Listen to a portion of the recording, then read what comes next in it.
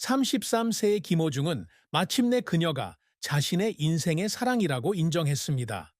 이는 한국을 뒤흔든 법적 스캔들 이후 그가 수감되어 있던 감옥의 차가운 어둠 속에서 울려 퍼지는 늦은 고백이었습니다.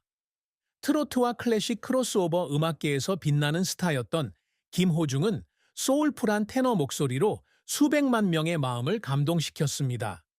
그의 목소리는 고향 울산 거리를 부는 가을바람처럼 강렬하면서도 부드럽습니다.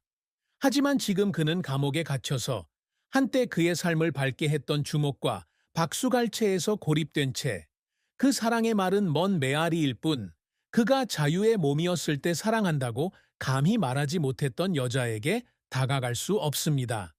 김호중에게 가장 큰 슬픔은 찬란했던 경력의 붕괴뿐만 아니라 그의 가냘픈 어깨에 얹힌 법적 책임도 자신의 목숨을 잃은 것 역시 포함합니다. 감옥에서 죽었다는 소문이 퍼져 비극으로 가득한 이야기, 이루지 못한 꿈, 아무도 이해하지 못하는 깨진 가슴을 남겼습니다. 작은 산업 도시에서 보낸 어려운 어린 시절부터 가장 큰 무대에서 빛나는 영광까지 그의 인생은 이제 슬픔과 후회, 답이 없는 질문에 짙은 안개에 가려졌습니다. 한때 자신의 음악으로 모든 상처를 치유할 수 있는 세상을 꿈꿨던 김호중은 이제 처음으로 마이크를 잡고 멜로디를 불렀을 때는 상상조차 할 수 없었던 비극적인 드라마의 주인공이 되었습니다. 김호중은 한국 동남부의 항구 도시인 울산의 평범한 노동자 가정에서 태어났습니다. 그곳에서 공장과 산업 매연은 예술적 꿈이라기보다는 익숙한 이미지였습니다. 그는 네 자녀 중 막내로 태어났으며 부모님의 보살핌을 받으며 자랐습니다. 아버지는 제철소 노동자였고 어머니는 주부이자 시간제 재봉사로 일하며 수입을 벌었습니다. 김 씨는 어린 시절부터 음악에 대한 강한 열정을 보였다. 어머니가 좋아하던 이미자나 남진이 부르는 트로트 노래를 따라 부르며 집 구석에 있는 오래된 라디오 앞에 자주 서 있곤 했다. 소년 김의 목소리는 묘하게 호소력이 있고 맑지만 힘이 넘쳐서 이웃들이 가끔 그의 집 앞에 멈춰서서 듣기도 한다. 하지만 그의 어린 시절은 평화롭지 않았습니다. 그의 가족은 종종 재정적으로 어려움을 겪었는데 특히 1990년대 후반에 그의 아버지가 공장 해고로 일자리를 잃은 이후로 더욱 그랬습니다. 김 씨와 그의 형제 자매들은 울산의 먼지 낀 거리에서 고철을 모으러 함께 나가야 했던 날들이 있었습니다. 그들의 작은 손은 오래된 플라스틱 병을 움켜쥐고 떨렸고 그들의 눈은 마치 그 혹독한 현실에서 벗어나려고 애쓰는 듯 먼 곳을 응시했습니다. 그런 고난은 그에게 강철 같은 의지를 만들어 주었지만 동시에 그는 가까운 사람들에게도 거의 드러내지 않는 깊은 슬픔의 씨앗을 뿌렸습니다. 고등학교 시절 그는 예술인자의 양성을 위한 명문 학교인 경북예술고등학교에 입학했지만 불과 1년 만에 학교 폭력 혐의로 전학을 강요받았다. 확실한 증거는 없었지만 이 사건은 그의 정신의 오해와 고립이라는 상처를 남겼고 그는 그 후로도 수년간 이런 상처를 안고 살았습니다. 그러나 김호중의 가장 큰 슬픔, 결코 극복하지 못한 슬픔은 2024년 5월 9일 서울 강남에서 끔찍한 교통사고를 일으킨 사건으로 인해 찾아왔습니다. 그는 술에 취한 상태에서 자신의 BMW를 택시에 들이받아 운전자를 중상을 입힌 뒤 도주하여 매니저에게 책임을 지라고 지시했습니다. 이 사건은 폭로되었고 2024년 11월 13일 서울중앙지방법원은 위험운전, 책임회피, 사기 등의 혐의로 그에게 징역 2년 6개월을 선고했습니다. 감옥에 있는 동안 그는 스트레스와 우울증으로 인해 건강이 급격히 악화되었고 그의 죽음 자살 또는 폭행에 대한 소문이 돌기 시작하여 팬들은 공황 상태에 빠졌습니다. 그의 가족은 언론의 질의에 침묵을 지키며 호중의 평화를 기도합니다. 라는 짧은 메시지만 남겼다. 김 씨에게 가장 큰 슬픔은 단지 자유를 잃은 것이 아니라 돌이킬 수 없는 한순간의 실수로 자신이 쌓아올린 모든 것, 즉 경력, 명예, 사랑을 모두 파괴했다는 느낌이었습니다. 김호중의 경력은 찬란한 정점과 씁쓸한 실패로 가득한 긴 여정이며 타고난 재능과 끊임없는 인내, 그리고 밝은 무대 조명 뒤에 감춘 눈물로 쓰인 이야기입니다. 그는 2013년 22살의 야심찬 청년으로 디지털 싱글 나의 사람아로 프로 음악 경력을 시작했습니다. 이 노래는 큰 주목을 받지 못했지만 그가 세상에서 다른 어떤 것보다 사랑하는 음악의 세계로 첫 발을 내디딘 노래였습니다. 그는 명성을 얻기 전 수년간 가난과 싸우며 울산의 노래방에서 아르바이트를 하고 거리에서 거리음악을 부르고 심지어 악기를 사기 위한 돈을 벌기 위해 웨이터로 일하기도 했습니다.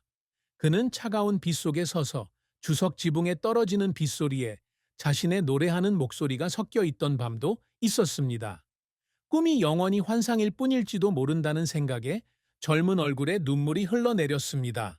하지만 2020년 그가 미스터에 합류하면서 모든 것이 바뀌었습니다. TV조선 트롯, 무명 가수에서 스타로 거듭난 트로트 인재 발굴 경연대회. 이 대회에서 내 위를 차지한 김호중은 고전적인 스타일과 한국의 전통 트로트 음악이 결합된 독특한 테너 음성으로 청중의 마음을 금세 사로잡았습니다. 그의 앨범, 더 클래식 앨범,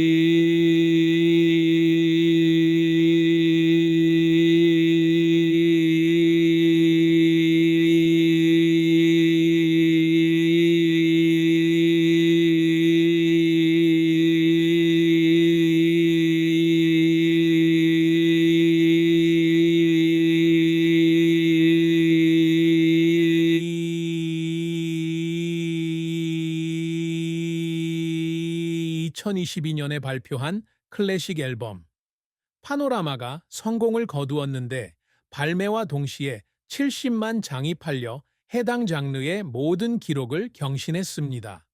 그는 플라시도 도밍고, 이루마 등 유명 가수들과 함께 공연하도록 초대받았으며 예술의전당, KSPO돔, 올림픽 주경기장에서 열리는 그의 콘서트는 항상 매진되고 수만 명의 관객이 그의 노래를 듣기 위해 모여듭니다.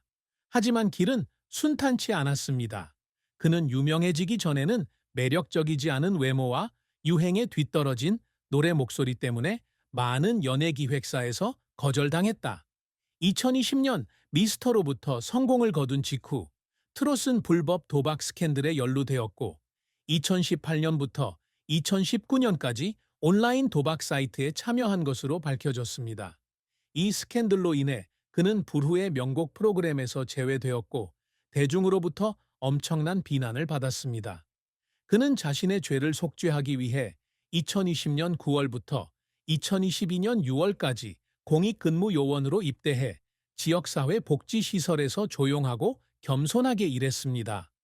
군 복무를 마친 후에는 2023년 터키 시리아 지진 피해자들에게 500만 원을 기부하고 하늘정원 단체에 6,750만 원, 상당의 금산 홍삼 제품 500개를 기부하는 등 꾸준한 공연과 자선 활동을 통해 명예를 회복하고자 노력했다. 하지만 2024년 5월 9일 교통사고 이후 모든 노력이 무산됐다. 그는 감옥에서 마지막 노래인 철창에서의 사과를 작곡했다고 한다. 이 노래는 그가 감방 구석에 숨긴 종이 조각에 쓴 것이다. 이 노래가 발매될지는 아무도 모르지만 그와 가까운 사람들은 그가 이 노래를 쓸 때 많이 울었다고 말합니다. 자신을 위해서가 아니라 그가 사랑했던 팬들과 이루지 못한 꿈을 위해서였습니다. 김호중의 경력은 그의 재능과 의지에 대한 증거이지만 스포트라이트가 그가 견뎌낸 외로움과 압박감을 숨길 수 없을 때 어둠 속에서 울었던 시간에 대한 이야기이기도 합니다. 김호중이 늘 바라던 성과는 단순히 명예나 돈이 아니라 장르와 국경을 초월하는 음악적 유산, 그가 온 마음과 영혼을 다해 이룬 꿈이었습니다. 울산의 작은 방에서 노래를 부르던 어린 시절, 지직거리는 라디오만이 그의 유일한 친구였지만 그는 세계의 트로트와 국악을 선보이는 세계적인 아티스트가 되기를 열망했습니다. 그는 재정적으로 전혀 어려움이 있었음에도 불구하고 체계적으로 클래식 음악을 공부했고 지역 문화회관에서 무료 수업을 몇 시간씩 듣고 열심히 일해서 굳은 손으로 음표 하나하나를 적었습니다. 그는 이탈리아의 라 스칼라 극장이나 뉴욕의 메트로폴리탄 오페라 무대에 서서 고국 출신의 트롯 가수들과 함께 푸치니의 아리아를 부르는 꿈을 꾸었습니다. 2022년 루치아노 파바로티 재단과 안드레아 보첼리 재단의 첫 번째 아시아 홍보대사가 되는 것은 그 꿈을 향한 큰 발걸음이었지만 그가 존경하는 전설적인 인물로부터 초대를 받았을 때 눈물을 흘리게 만든 순간이기도 했습니다. 그는 KBS와의 인터뷰에서 트로트, 오페라, 팝 등 자신이 좋아하는 모든 장르를 합친 앨범을 만들고 싶었다고 말한 적이 있다. 음악에는 한계가 없고 울산의 소년도 전 세계 예술의 하늘에 있는 별에 닿을 수 있다는 것을 보여주기 위해서였다.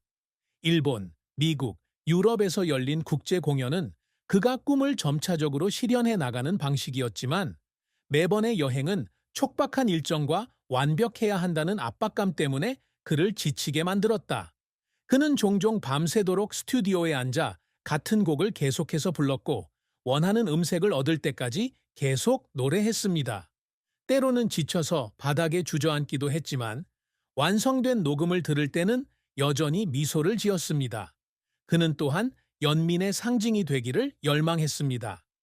단순히 즐겁게 하는 것이 아니라 치유하기 위해 노래하는 사람이 되기를 바랐습니다. 그는 2022년 한국 홍수 피해자들에게 1억 원을 기부하거나 서울에서 고아들을 위해 무료 콘서트를 여는 등 정기적으로 자선 활동에 참여하고 있습니다. 그는 감옥에 있는 동안 팬들에게 긴 편지를 썼다고 합니다. 편지에는 용서를 구하는 마음과 자신이 없는 동안에도 그의 음악이 계속 살아남기를 바라는 마음이 담겨 있었습니다. 교도관이 비밀리에 몰래 빼낸 이 편지는 저는 끝까지 못 왔어도 최선을 다했다는 걸 기억해 주셨으면 합니다. 라는 말로 끝맺었습니다. 김호중에게 가장 큰 업적은 미스터 상을 수상한 것만이 아니다. 멜론 뮤직 어워드에서 트로트나 올해의 아티스트 상을 수상하는 것뿐만 아니라 청중의 마음을 감동시키고 비극과 가슴 아픈 소문 속에서 생을 마감했음에도 지울 수 없는 흔적을 남긴 능력이 있습니다. 김호중의 사랑과 결혼은 신비와 감정, 형언할 수 없는 슬픔으로 가득한 장입니다. 마침내 그는 정체가 공개되지 않은 그녀가 자신의